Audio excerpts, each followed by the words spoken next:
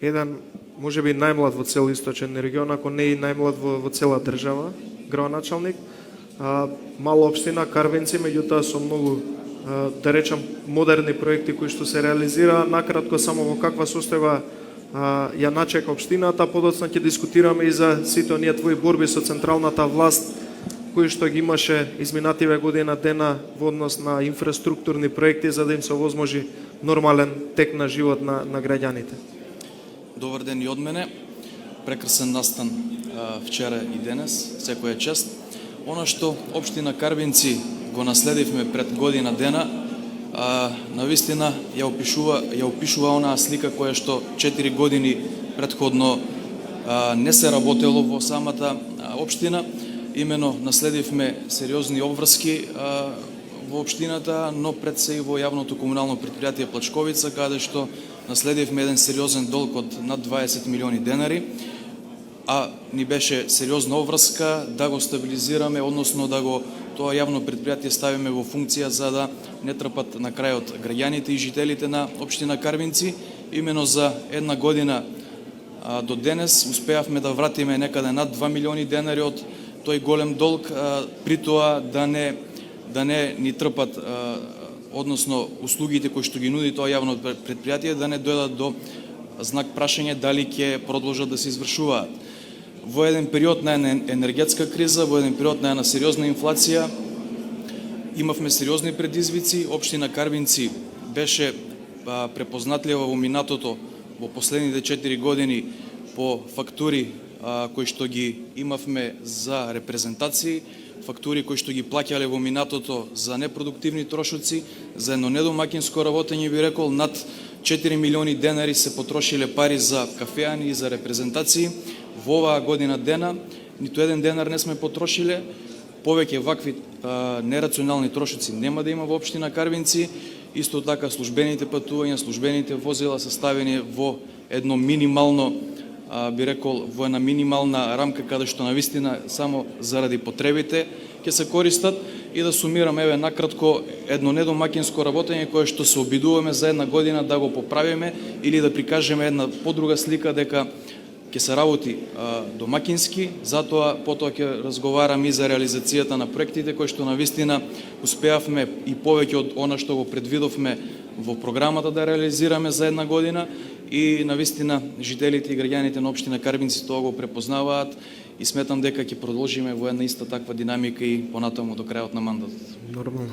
Паунов, што се реализираше изминативе 365 дена во Карвинци? Имавте вие таму неколку граѓански иницијативи каде што заедно со граѓаниве буквално се изборивте за, чинам беше мост инфраструктурен, се изборивте против власта која што беше глува и нема на тој проблем, така да што успеавте да направите овие 365 дена? Така е, благодарам на прашањето. Ќе се вратам година наназад, кога го креиравме буџетот, заедно со општинската администрација и нашиот тим. Тука се и советниците нормално на ВМРО ДПМН, каде што и во консултации со граѓаните ги ставивме приоритетите на општина Карвинци во однос на реализацијата на буџетот. Морам да кажам веќе на крајот од оваа година дека над 75% од реализацијата на општинските пари се потрошени во капитални инвестиции или пред се во изградба на проекти кои што ги бараа жителите на општина Карвинци. Овде фокусот ќе го ставам на она што ние го ставивме, односно фокусот, а тоа е патната инфраструктура, каде што изградивме над или реконструиравме над 5 километри улици во населените места во општина Карвинци. Она што исто така е значително важно, а беше генерален проблем на повеќе населени места е водоснабдувањето на територија на општина Карвинци, каде што реализираме веќе во завршна фаза проект од 42 милиона денара, каде што во 8 населени места практично ќе го решиме проблемот со водоснабдување или ќе изградиме некаде околу 18 километри цевководи, со што понатаму ќе се поврзиме со новата филтер станица и хидросистемот Злетовица. Ова е еден од големите проблеми кој што ќе биде решен во изминатиот период. Имено го завршивме и проектот кој што го започнавме, а тоа е водоснабдување во Плачковичкиот регион, каде што исто така опфаќаме 5 населени места во тој дел. Реализиравме програм по програмата, проектот по програмата од ТАФ во вредност од 24 милиони денари. Така да, безброј проекти кои што навистина ќе го подобрат животот на граѓаните.